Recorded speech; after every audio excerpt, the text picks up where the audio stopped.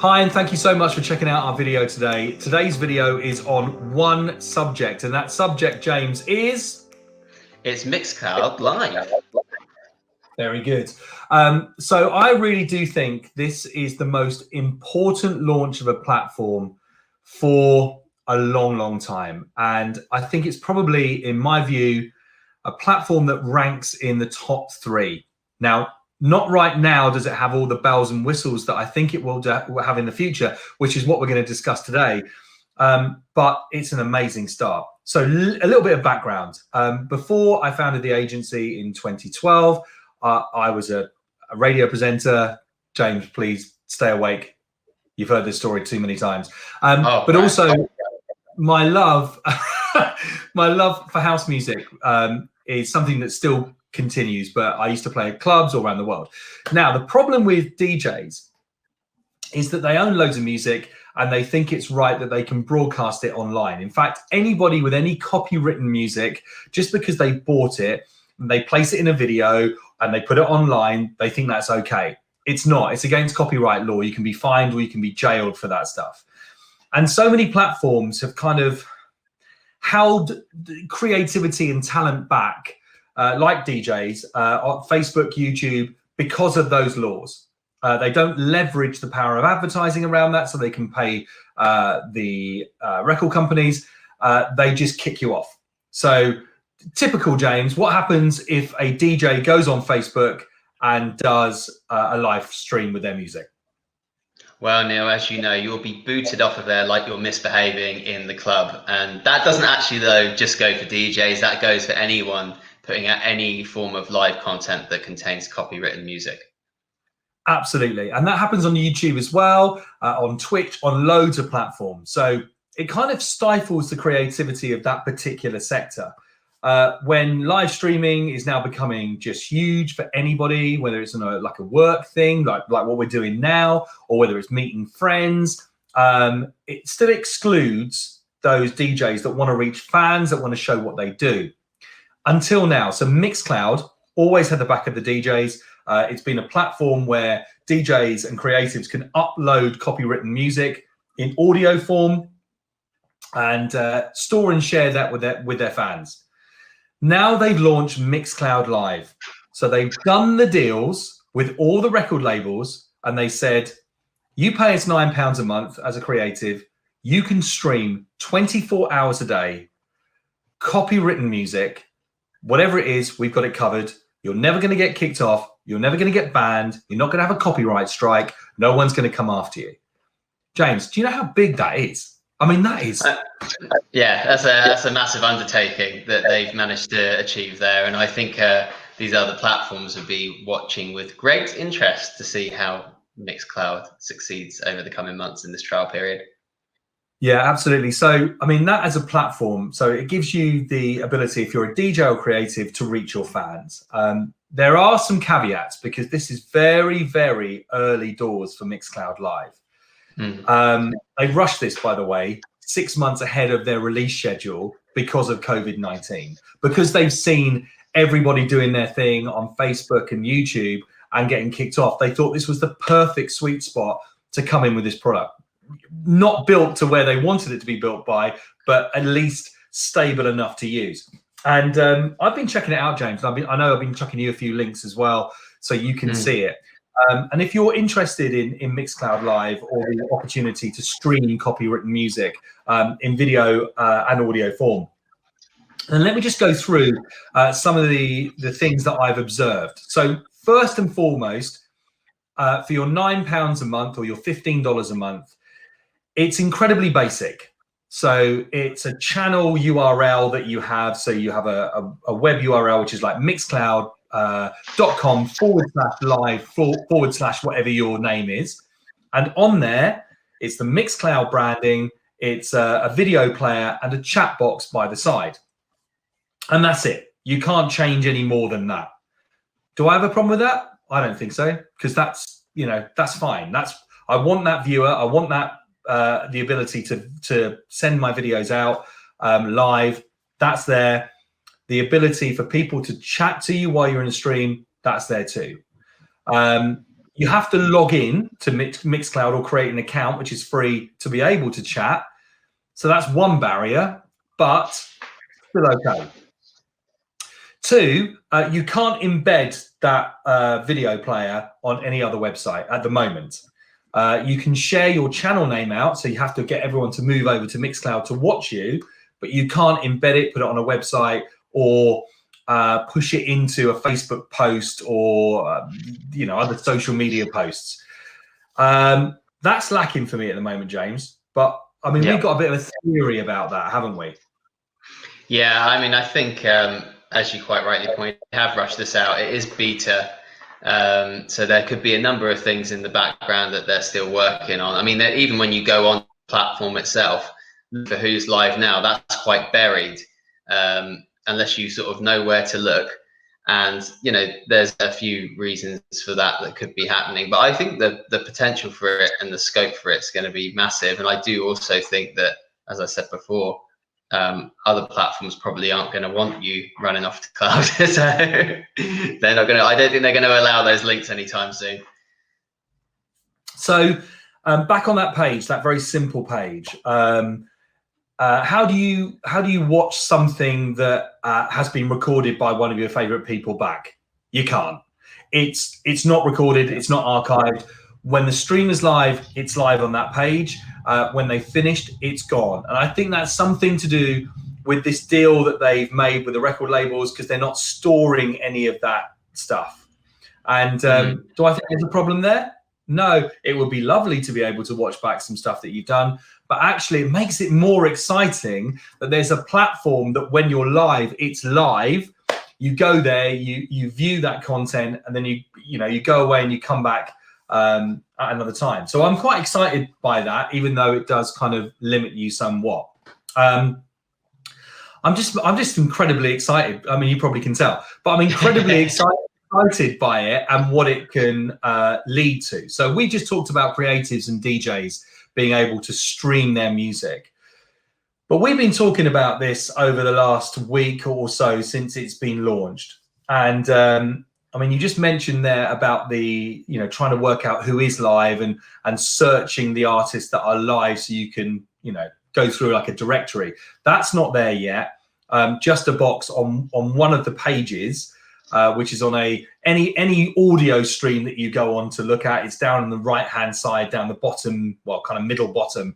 It has this small box which is hidden away. And I think as well they've done that because they don't want too many people watching this on the platform just yet. They want to ramp it up slowly over time. But one of the things I think you should open your mind to is where this platform could go outside of just that one-to-one with DJs. So they've been talking about monetization, and they've said that in the next kind of 3 to 6 months, they'll be adding monetization tools as well. So if you want people to come in live and pay for your live stream, then they can do that with like a monthly subscription. So that's a really cool thing. But imagine, and I'm going to go through my list here because I've been thinking about this a lot. First up, you've got the DJ gets to their fans. Second up, you've got things like festivals. So festivals want to broadcast out live with like some sponsor material and all this sorts of stuff on a stream. Maybe they're not like Glastonbury. Maybe they're a smaller festival, and they want the ability to reach more people.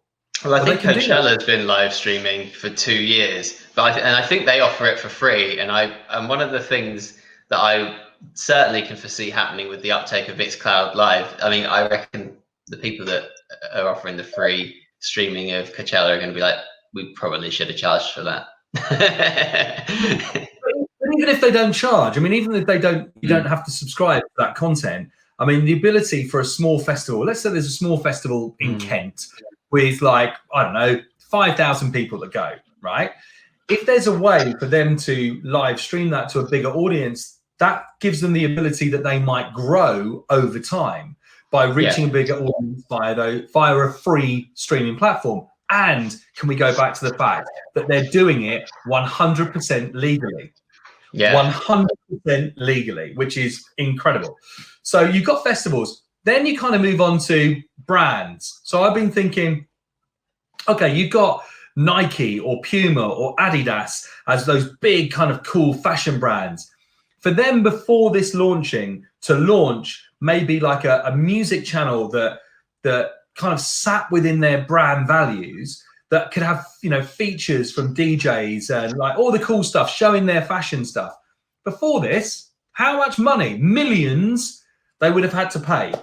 Yeah. They can now, in my mind, have a channel that's £9 a month that runs 24 hours a day. They never have to turn off that live stream if they don't want to. It's only when you turn it off, you know, it doesn't get archived, but then you can turn it back on again. Yeah. So 24 hours a day, one of these brands has one of these channels. Amazing. Like it might be like a channel that rolls with all their stuff on it, loads of cool music, and then they kick into, I don't know, it's going to be a live festival this weekend, or a DJ pops up when you least expect it. Why would I want to listen to the radio apart from the news if I had that? I would just stick it on my TV, stick it on my laptop.